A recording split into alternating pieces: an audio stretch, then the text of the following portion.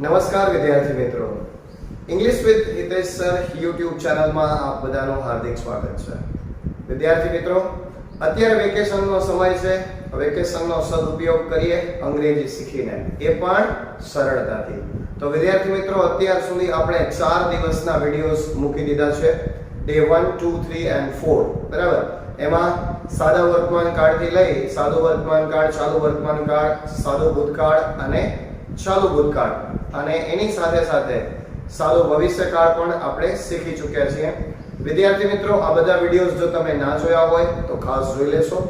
વેકેશનની અંદર અંગ્રેજી સારામાં સારી રીતે આપણે શીખી શકીએ. ફ્રી ટાઈમ હોય, આપણી પાસે કોઈ પણ પ્રકારનું ટેન્શન ન હોય, આરામથી વિડિયોઝ જોઈ લઈએ. નાના નાના વિડિયોઝ છે, 20 થી 25 મિનિટના વિડિયોઝ છે.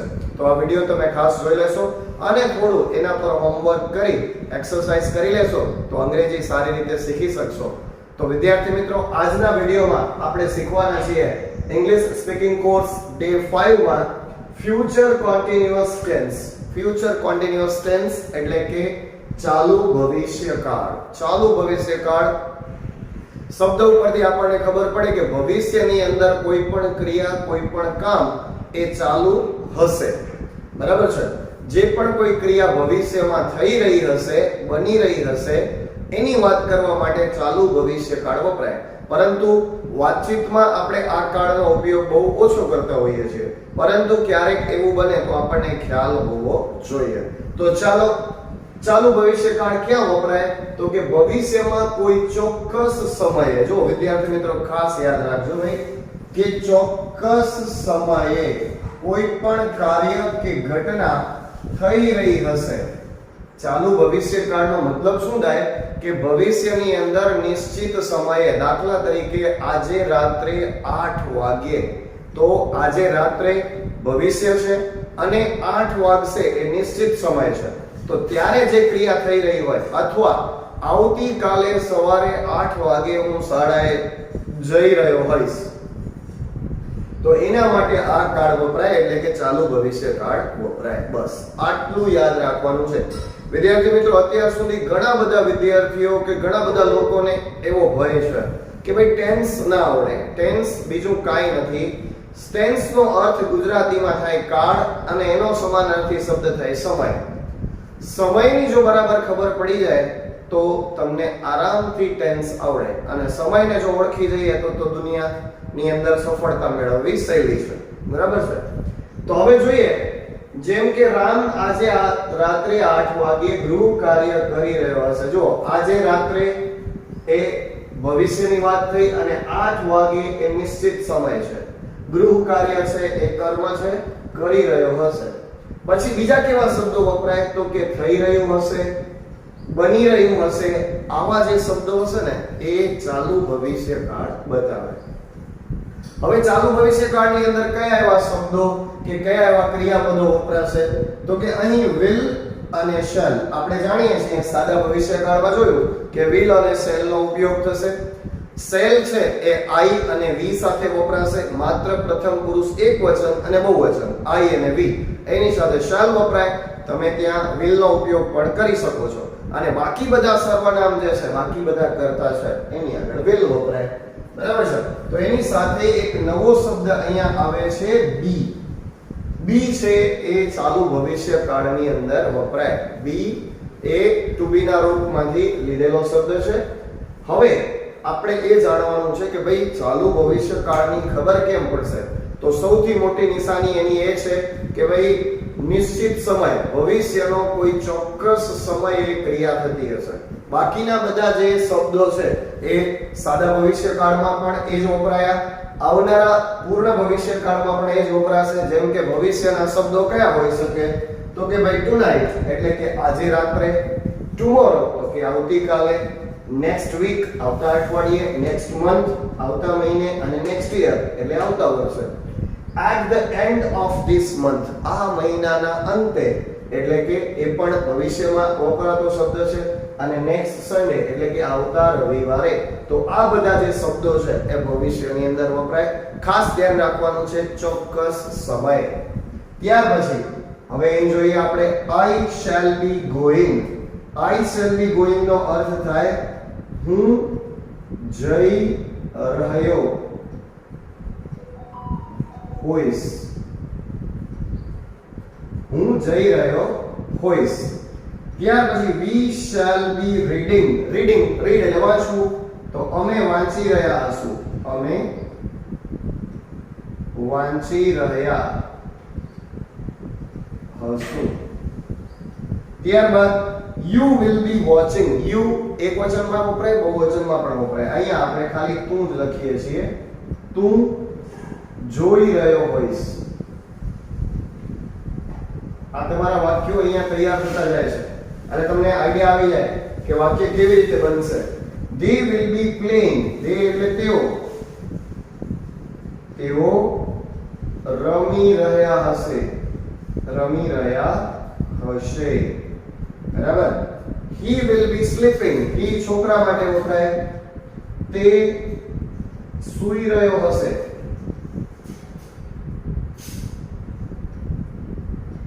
she will be cooking. સ્ત્રી છોકરીઓનું કામ જ તે હોય, તો તેની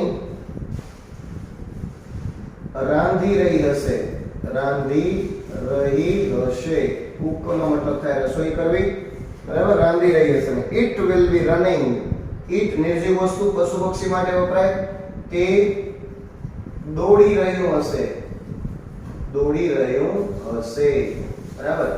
આ રીતે શબ્દોનો ઉપયોગ થાય. અડધું તો તમને અહીંયાથી જ આવડી જાય. હવે માત્ર અહીંયા તમારે કર્મ એડ કરવાનું છે કે ક્રિયા શું કરી રહ્યા હશે. બરાબર છે. તો આ છે ચાલુ ભવિષ્યકાળ. બિલકુલ સરળતાથી સમજવાનું છે. ભવિષ્યની અંદર કોઈ ચોક્કસ સમયે ક્રિયા ચાલુ હશે એવું બતાવવા માટે વપરાશે. shall will નો ઉપયોગ થશે, એની સાથે be નો ઉપયોગ થશે. અને હવે આપણે સમજીએ એની વાક્ય રચના. તો વાક્ય રચનામાં માત્ર મૂળ ક્રિયાપદ અને એની સાથે ing નો ઉપયોગ કરવાનો છે, એટલે વાક્ય રચના આપણી તૈયાર થઈ જાય. તો ચાલો હવે જોઈએ આપણે વાક્ય રચના.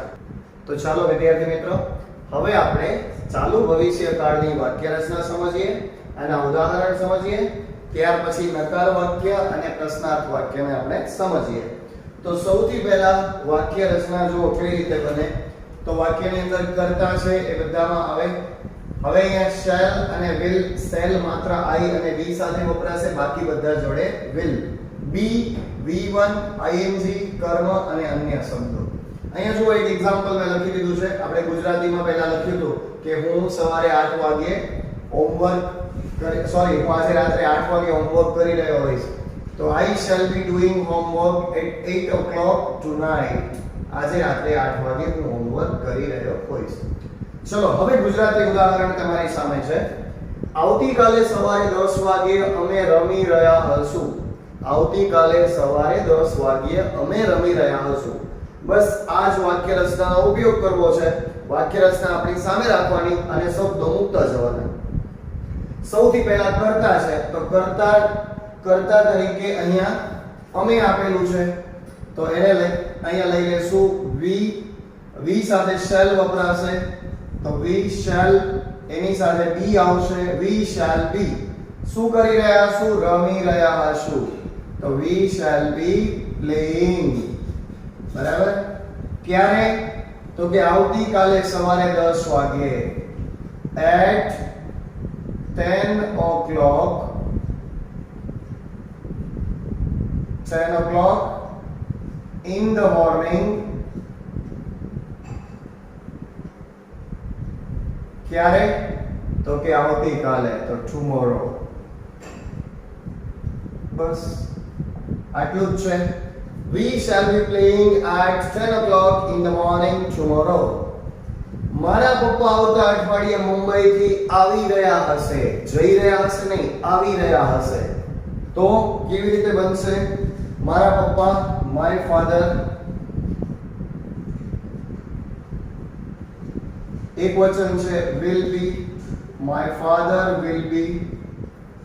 મુંબઈથી આવી રહ્યા હશે. આવવું એટલે કમ થાય, COMING, ઈ નીકળી જાય. My father will be coming. કોઈ એક સ્થળેથી આવે છે એટલે from.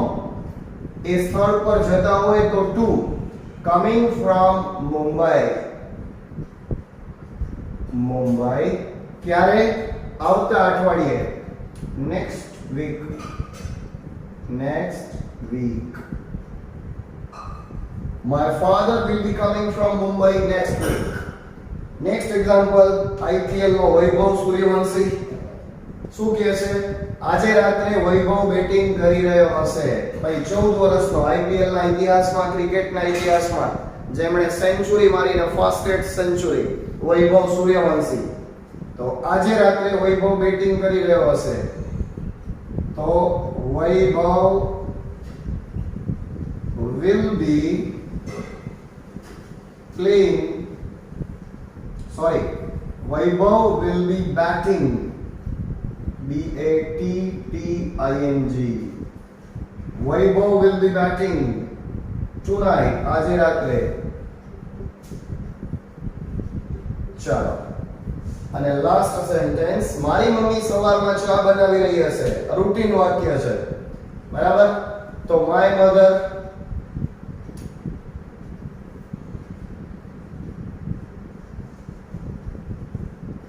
will be, બનાવવું એટલે make, ing લાગી જશે. My mother will be making tea in the morning.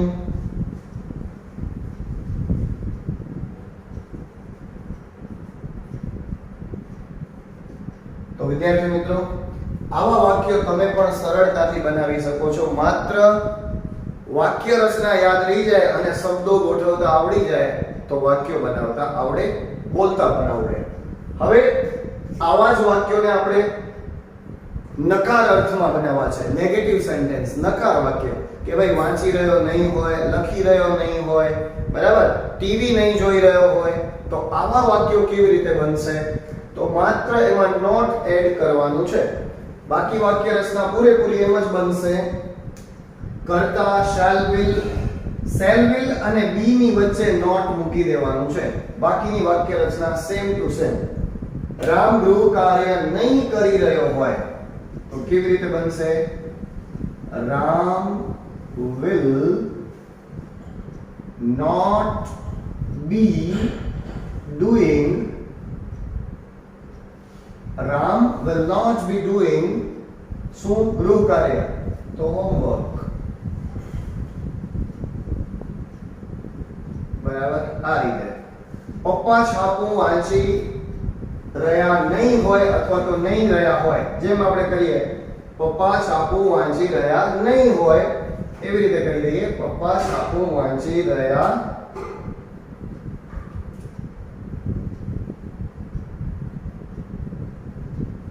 નહીં હોય. ચાલો, ગુજરાતી તો આપણે કેમ પણ સેટ કરી લઈએ, પણ ઇંગ્લિશ બરાબર થવું જોઈએ. તો પાપા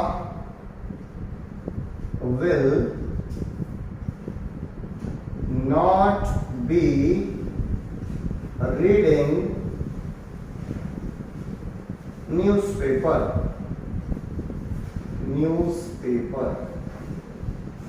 ચલો, આ રીતે બને. હવે પ્રશ્નાર્થ વાક્યો. પ્રશ્નાર્થ વાક્યો બે પ્રકારના હોય, એક WH ક્વેશ્ચન અને બીજા નોન WH ક્વેશ્ચન. સૌથી પહેલા આપણે નોન WH ક્વેશ્ચન સમજીએ. હવે એમાં આપણે છે ને એવી રીતે પૂછતા હોઈએ કે શું આવતીકાલે તું લેસન કરી રહ્યો હોઈશ? શું સવારમાં તારા મમ્મી રસોઈ બનાવી રહ્યા હશે? સવારે તારો ભાઈ સ્કૂલે જઈ રહ્યો હશે? શું તારા પપ્પા સવારમાં ઓફિસે જઈ રહ્યા હશે? તો આવા જે વાક્યો છે એ બધા નોન WH કહેવાય. એને યસ નો ક્વેશ્ચન પણ કહેવાય, કે જેનો જવાબ છે ને એ કાં તો યસ માં આવે અને કાં તો નો માં આવે, કાં હા કાં ના. બરાબર? કેવી રીતે વાક્ય બને? તો આ જ વાક્ય છે, આવતીકાલે 10 વાગે અમે રમી રહ્યા હશું. શું તારા પપ્પા આવતીકાલે આવતા અઠવાડિયે મુંબઈથી આવી રહ્યા હશે? આ જ વાક્ય છે, એને આપણે આ રીતે બનાવીએ. Will your father be coming from Mumbai? Will your father be coming from Mumbai next week પ્રશ્નાર્થ ચિહ્નની નિશાની. બોલવામાં પણ ધ્યાન રાખવાનું એ રીતે, પ્રશ્ન પૂછતો હોય એ રીતે, will your father be coming from Mumbai next week? તો કે છે yes, my father will be coming from Mumbai next week. અથવા તો કે છે no, my father will not be coming from Mumbai. તો એ નેગેટિવ સેન્ટેન્સ થઈ ગયું. ચાલો, મારી મમ્મી સવારમાં ચા બનાવી રહી હશે. શું તારી મમ્મી સવારમાં ચા બનાવી રહી હશે? કેવી રીતના? will your mother be making, જો સેમ ટુ સેમ વાક્ય રચના, કાંઈ ફરક નથી. ing ત્યાં ing, be ત્યાં be. will your mother be making tea in the morning?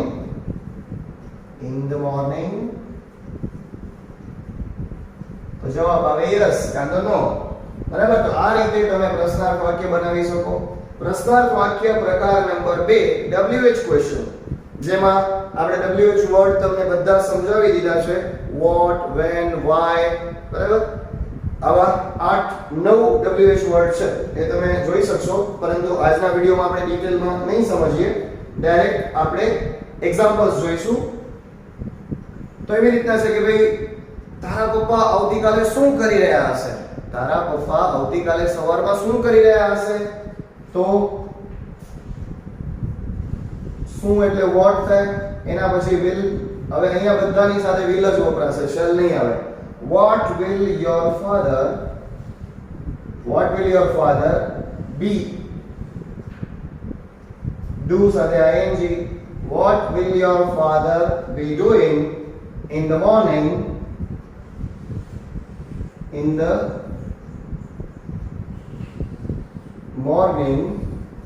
tomorrow? પ્રશ્નાર્થ છે.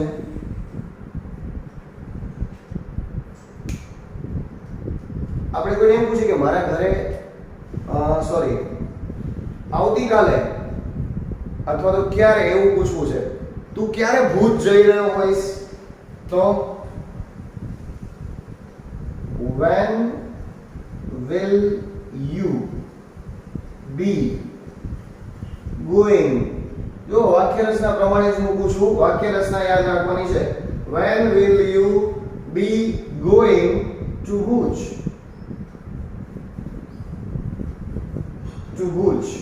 ભુજ ક્યારે જઈ રહ્યો હોઈશ? બરાબર છે. તો વિદ્યાર્થી મિત્રો, આ રીતે તમે WH ક્વેશ્ચન થી પ્રશ્નો પણ પૂછી શકો છો, વાતચીત પણ કરી શકો છો. એવા પ્રશ્નો પૂછો કે જેમાં યસ નો તરીકે જવાબ આવે, નોન WH ક્વેશ્ચન. તો વિદ્યાર્થી મિત્રો, આ છે ચાલુ ભવિષ્યકાળ, જેનો ઉપયોગ આમ બહુ ઓછો થતો હોય છે, પણ આપણને આવડવું જરૂરી છે. અંગ્રેજી જ્યારે આપણે શીખીએ છીએ ત્યારે દરેક બાબત, દરેક ટોપિકને આપણે શીખી લેવા જોઈએ, જેથી કરીને આપણે ફ્લુએન્ટલી ઇંગ્લિશ બોલી શકીએ. English is not hard language. Just students, you put a word in your mind and translate into English from the Gujarati words. Just fix some Gujarati words in your mind and translate into English. It is very easy. You can smoothly speak English. It is not a hard language. You can speak very fluently. It's a subject of practice. Just you practice and speak. Okay students, thank you so much for watching this video. Have a nice day. We'll meet again in the next video. Thank you.